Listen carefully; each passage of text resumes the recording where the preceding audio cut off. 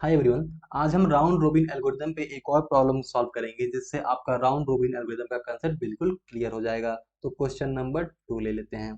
आपका process ID या process number दिया गया है, फिर से अराइवल टाइम है, देन वर्स्ट टाइम है, फिर हम कंप्लीशन टाइम फाइंड कर लेंगे, फिर टर्न अराउंड टाइम और आपका वेटिंग टाइम फाइंड कर लेंगे। एक और टाइम ऑफ रेस्पॉन्स टाइम भी फाइंड कर सकते हैं जो हमने पिछले वीडियो में समझाया था। ये काफी आसान होता है, आप इसको बेसिकली पिछले वीडियो से समझ के इस डाटा से आप कर लीजिएगा, ठीक ना। तो प्रोसेस आईडी आपकी कौन कौन सी दी गई हुई देख लेते हैं। प्रोसेस नंबर 1 2 3 4 5 6 इतने प्रोसेस दिए गए हैं। अराइवल टाइम क्या है? 5 है, 4 है, 3 है, 1 है, 2 है, 6 है। और वर्स्ट टाइम आपका क्या क्या दिया गया है? 5 दिया गया है, 6 दिया गया है, 7 है, 9 है, 2 है एंड 3 है, ठीक ना। तो आपका राउंड रॉबिन एल्गोरिथम लगाने के लिए क्या क्या जरूरत पड़ता है? आपका सबसे पहले एक रेडी क्यू की जरूरत पड़ती है। देन हम एक गैंट चार्ट बनाते हैं जिससे हम बिल्कुल आसान तरीका से प्रोसेस को रन करते करते आगे बढ़ते रहते हैं। और इसमें आपका टाइम क्वांटम की जरूरत पड़ती है कि उतने टाइम के बाद आपका प्रोसेस सीपीयू में जाता है तो वापस चला है, ठीक ना। तो चलिए देखते हैं, इसको हम रन करना शुरू करते हैं। ठीक, तो देखिए टाइम जीरो पे कोई प्रोसेस आया है क्या? टाइम जीरो पे आपके पास कोई भी प्रोसेस नहीं है, ठीक। अब देखिए टाइम वन पे कोई प्रोसेस है, हाँ टाइम वन पे प्रोसेस नंबर 4 है तो इसे रेडी क्यू में आप प्रोसेस नंबर 4 को रख लीजिए। और 1 तक तो कोई प्रोसेस रन नहीं हुआ, ठीक ना। तो इसके बाद 4 कितने समय तक रन हो सकता है? आपका टाइम क्वांटम कितना था? टाइम क्वांटम आपका 3 था, तो प्रोसेस नंबर 4 आपका 3 ही यूनिट रन हो सकता है। तो यहाँ पे आपका 4 हो जाएगा और प्रोसेस नंबर 4 आपका 3 यूनिट रन हुआ, बचा 6, ठीक ना। अब प्रोसेस नंबर 4 आप रन हो चुका है। फिर अब देखिए टाइम 4 आ गया, तो टाइम 4 पे आपके पास कौन कौन से प्रोसेस आ गए? प्रोसेस नंबर 3 भी आ चुका है, प्रोसेस नंबर 2 भी आ चुका है, प्रोसेस नंबर 5 भी आपका आ चुका है। तो सबसे पहले कौन आया? प्रोसेस नंबर 5 आया, इसे रख लीजिए। उसके बाद प्रोसेस नंबर 3 आया, उसके बाद प्रोसेस नंबर 2 आया। ये कैसे देख रहे हैं? हम अराइवल टाइम पे देख रहे हैं। 5 का अराइवल टाइम सबसे कम था, फिर 3 का था, फिर 2 का था, समझ रहे हैं ना। ठीक, अब देखिए, अब यहाँ पे प्रोसेस नंबर 4 मात्र 3 यूनिट रन हुआ था और 6 यूनिट इसका बाकी है, तो फिर से हम इसको आगे रेडी क्यू में लगा देंगे आगे रन होने के लिए, ठीक ना। अब देखिए इसके बाद प्रोसेस नंबर 5 रन होगा। ये मैक्सिमम 3 यूनिट रन हो सकता है और इसको मात्र 2 ही यूनिट चाहिए, तो प्रोसेस नंबर 5 आपका पूरा का पूरा रन हो जाएगा। आपका 6 यूनिट तक रन हो गया, ये आपका 0 हो गया, ठीक ना। प्रोसेस नंबर 5 आपका कंप्लीट हो गया। अब देखिए टाइम 6 तक फिर से आपको चेक करना पड़ेगा, जब तक आपके सारे प्रोसेस रेडी क्यू में आ ना जाए तब तक आपको चेक करना पड़ेगा। टाइम 6 तक कौन कौन से प्रोसेस आ गए? पहला प्रोसेस भी आ गया और छठा प्रोसेस भी आ गया। तो कौन सा पहला आया है? पहले आपका प्रोसेस नंबर 1 आया है, देन आपका प्रोसेस नंबर 6 आपका रेडी क्यू में आ गया। प्रोसेस नंबर 5 आपका पूरा खत्म हो गया था तो दोबारा इसको रेडी क्यू में डालने की जरूरत नहीं है, ठीक ना। अब देखिए इसके बाद आपका कौन सा प्रोसेस रन होगा? इसके बाद आपका प्रोसेस नंबर P3 रन होगा। तो P3 क्या है? 7 यूनिट इसके पास है और रन कितना कर सकते हैं? 3 कर सकते हैं, तो इसके पास 4 यूनिट बच जाएगा और P3 आपका रन हो गया, तो 6 + 3 9 हो गया, ठीक ना। और ये बचा है जो इसको फिर से रेडी क्यू में डालना पड़ेगा और प्रोसेस नंबर 2 आपका रन होने आएगा। तो प्रोसेस नंबर 2 आपका कितना रन होगा? 3 यूनिट रन हो सकता है, 6 यूनिट है, 3 आपका बचेगा और 3 रन हो जाएगा, ठीक ना।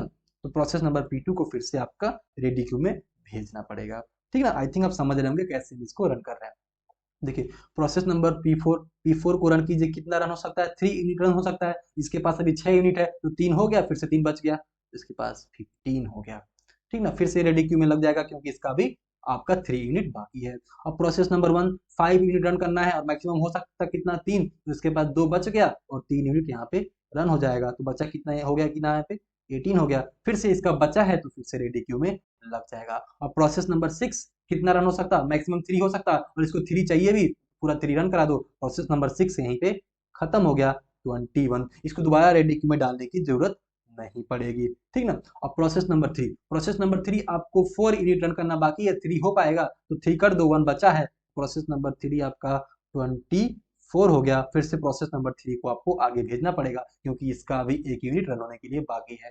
प्रोसेस नंबर 2 आपका पूरा यहाँ पे 3 यूनिट पूरा खत्म हो गया, ये प्रोसेस नंबर 2 भी खत्म हो गया। कितना हो गया प्रोसेस नंबर 2 के लिए? 24 + 3 27, ठीक। अब देखिए प्रोसेस नंबर आपका 4, प्रोसेस नंबर 4 में आपका 3 यूनिट बाकी है, तो तीनों यूनिट को बिल्कुल आसान तरीका से रन कर दो। प्रोसेस नंबर 4 भी यहाँ इंड हो गया, 27 प्लस 3 30, और प्रोसेस नंबर 3 आपका 4 कंप्लीट हो गया, प्रोसेस नंबर आपका 1 आ गया, और प्रोसेस नंबर 1 को 2 यूनिट चाहिए, तो प्रोसेस नंबर 1 को भी रन करा दो, 2 यूनिट के बाद 32 हो जाएगा, ये भी खत्म हो गया, इसका भी 0 हो गया। और लास्ट में आपका प्रोसेस नंबर 3 बचा है, तो इसको भी रन करा दो, इसको 1 यूनिट चाहिए और 3 कर सकता, तो 1 पूरा खत्म हो जाएगा, ये भी 0 हो गया, प्रोसेस नंबर 3 अभी आपका खत्म हो गया। टोटल 33 टाइम यूनिट में सारे के सारे प्रोसेस आपके रन हो चुके हैं। हमने थोड़ा जल्दी बताया, लेकिन आपको सब कुछ बिल्कुल अच्छे तरीके से समझाया है। आपका अगर प्रोसेस नंबर 3 कंप्लीट कब हो रहा है, प्रोसेस नंबर 3 आपका कंप्लीट हो रहा है 33 पे। प्रोसेस नंबर 1 कब कंप्लीट हो रहा है, प्रोसेस नंबर 1 कंप्लीट हो रहा है 32 पे। प्रोसेस नंबर 4 30 पे। प्रोसेस नंबर 2 27 पे। प्रोसेस नंबर 3 हो ही गया। प्रोसेस नंबर 6 21 पे। प्रोसेस नंबर 5 आपका 6 पे ही इन हो गया था। ठीक, अब हम टर्न अराउंड टाइम फाइंड कर लेते हैं। 32 माइनस 5 27, 27 माइनस 4 23, 33 माइनस 3 30, फिर 30 minus 1 20 minus, turn around time जानते हैं ना आपका ना, completion time minus arrival time करते हैं। आई थिंक आप समझ रहे होंगे, हमने इतने क्वेश्चन सॉल्व कर लिए, तभी से सॉल्व कर रहे हैं इतने क्वेश्चन, आप सब कुछ समझ गए होंगे। 6 माइनस 2 4, 21 माइनस 6 आपका 15, completion time minus arrival time आपका टर्न अराउंड टाइम होता है। वेटिंग टाइम क्या होता है, वेटिंग टाइम आपका होता है turn around time minus burst time. लिख देते हैं आप अगर समझ ना रहे हो तो, turn around time is equal to आपका completion time minus arrival time, और waiting time is equal to आपका क्या हो जाएगा, turn around time minus burst time. हमने इतने समय से इतने क्वेश्चन सॉल्व कर लिए हैं इस पे, आप ये समझ चुके होंगे। अगर आप नए हैं तो आप पिछले एक आध दो वीडियो देख लीजिए, जिससे आपको सब कुछ क्लियर हो जाएगा। आई थिंक इस वीडियो में भी आपको सब कुछ क्लियर हो गया होगा।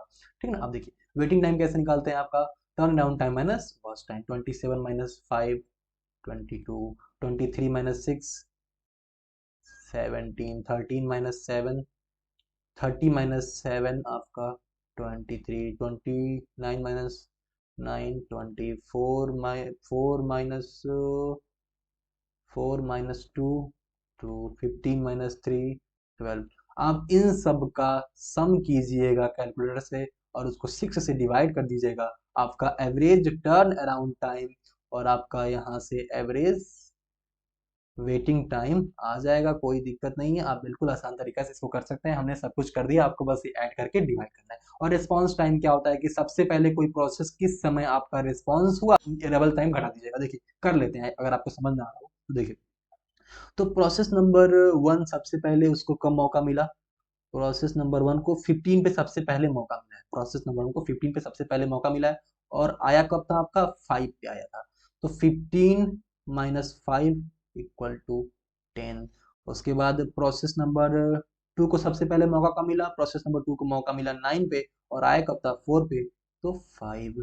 फिर से प्रोसेस नंबर 3 अराइव हुआ था 3 पे, और मौका मिला 6 पे, 3 माइनस 3 6 माइनस 3 3 हो जाएगा। फिर से प्रोसेस नंबर 4 आपको मौका मिला, पहले पे मौका मिल गया, आया 1 पे ही था, कोई दिक्कत नहीं, इसका रिस्पांस टाइम 0 हो गया। फिर से प्रोसेस नंबर 5 के लिए 2 पे आया था और मौका मिला था 4 पे, यहाँ पे तो 4 माइनस 2 2 हो गया। प्रोसेस नंबर 6 आपका टाइम 6 पे आया था और मौका मिला पहली बार इसको 18 पे, तो 18 माइनस 6 12। आप इन सबको फिर से ऐड कीजिएगा और 6 से डिवाइड कीजिएगा, आपको एवरेज एवरेज रिस्पॉन्स टाइम भी मिल जाएगा। बस ऐड करना है और डिवाइड करना है 6 से, बस इतना आपको करना है, इतना करना चाहिए, तो आप आसानी से सब कुछ सीख जाएंगे। अब देखिए इसके बाद हम राउंड रोबिन एल्गोरिदम में कुछ कंसेप्ट हैं जिनको हम देख लेंगे, जिससे हम बिल्कुल अच्छे तरीके से राउंड रोबिन एल्गोरिदम यहाँ पे हम कंप्लीट कर लेंगे। हमने राउंड रोबिन एल्गोरिदम सब कुछ कंप्लीट कर लिया, जितना होना चाहिए सब कुछ कंप्लीट कर लिया। अब कुछ थोड़ा थोड़ा कंसेप्ट बाकी है जिसको आप नोट में लिख सकते हैं। ठीक ना, देखिए नोट में सब क्या लिखना है आपको। देखो अगर मान लो कि प्रोसेसेस बहुत सारे दिए गए हैं, P1 है, P2 है, P3 है, P4 है और P5, ठीक ना। तो पहली बार जब प्रोसेस आता है तो इस समय कंटेक्स्ट स्विचिंग नहीं होता है, और लास्ट में यहाँ पे आपका कंटेक्स्ट स्विचिंग नहीं होता है, लेकिन हर बार बीच में आपका कंटेक्स्ट स्विचिंग क्या होता है, कंटेक्स्ट स्विचिंग होता है। समझ रहे हैं ना, कंटेक्स्ट स्विचिंग कहाँ होता है और कंटेक्स्ट स्विचिंग कहाँ नहीं होता है। ठीक ना। अब देखो पहली नोट की बात करें तो पहले आप समझ लो क्या बोलना चाह रहे हैं। बात यह है, अगर आपका टाइम क्वांटम बहुत कम है, टाइम क्वांटम बहुत कम है, तो इसका मतलब क्या हुआ कि प्रोसेस बहुत बार अंदर जाएगा बाहर आएगा, अंदर जाएगा बाहर आएगा, अंदर जाएगा बाहर आएगा। तो टाइम क्वांटम अगर बहुत कम है तो कंटेक्स्ट स्विचिंग बहुत ज्यादा हो जाएगी। समझ रहे हो ना? अगर टाइम क्वांटम बहुत ज्यादा कम है तो इसमें छोटे छोटे लाइनिंग, समझो यार, डिब्बे बहुत ज्यादा बनेंगे, बहुत बार प्रोसेस जाएगा, प्रोसेस आएगा, इसका मतलब कंटेक्स्ट स्विचिंग आपकी बहुत ज्यादा हो जाएगी अगर टाइम क्वांटम आपका कम हुआ तो। और रिस्पॉन्स टाइम, अगर टाइम क्वांटम आपका क्या बोलते हैं बहुत कम रहेगा तो रिस्पॉन्स टाइम भी तो जल्दी हो जाएगा, जल्दी से सभी प्रोसेस को मौका मिल जाएगा। अगर टाइम क्वांटम कम है तो सबको मौका मिलता है जल्दी जल्दी, तो टाइम क्वांटम कम है तो सबको जल्दी जल्दी मौका मिल जाएगा। तो लिख लेते हैं, in round robin algo if time quantum is less then number of context context context switching is more, ठीक ना? And response time is less, ठीक ना? अब दूसरा इसी का अपोजिट क्या हो जाएगा, if round robin algo has high time quantum value then number of context switching is less and response time is more। I think आप समझ गए होंगे, पहले लाइन का ये दूसरा लाइन बिल्कुल अपोजिट है, ठीक ना? अब देखो एक और बात बताऊं मैं, ध्यान से समझो, सुनो ध्यान से। अगर राउंड रोबिन एल्गोरिदम में अगर टाइम क्वांटम सभी सभी प्रोसेस के वर्स्ट टाइम से ज्यादा है, राउंड रोबिन एल्गोरिदम में आपका जो टाइम क्वांटम है सभी प्रोसेस के वर्स्ट टाइम से ज्यादा है, तो इसका मतलब जो प्रोसेस पहले आएगा पूरा रन हो जाएगा, फिर उसके बाद जो आएगा पूरा रन हो जाएगा, उसके बाद जो आएगा पूरा रन हो जाएगा। इसका मतलब क्या हुआ, अगर टाइम क्वांटम की वैल्यू बहुत ज्यादा है, सभी प्रोसेस के वर्स्ट टाइम से ज्यादा है, इसका मतलब वो एल्गोरिदम राउंड रोबिन एल्गोरिदम किसकी तरह बिहेव करेगा, फर्स्ट कम फर्स्ट सर्व की तरह बिहेव करने लगेगा। तो लिख लेते हैं, if time quantum of round robin is greater than all the worst time of processes, then round robin algorithm behaves like first come first serve। यहाँ पे आपका राउंड रोबिन एल्गोरिथम पूरा खत्म होता है, इसके बाद राउंड रोबिन एल्गोरिथम में कोई कंसेप्ट नहीं है। तो आज के लिए बस इतना ही रखते हैं, हमने राउंड रोबिन एल्गोरिथम यहाँ पे खत्म कर लिया। Thank you.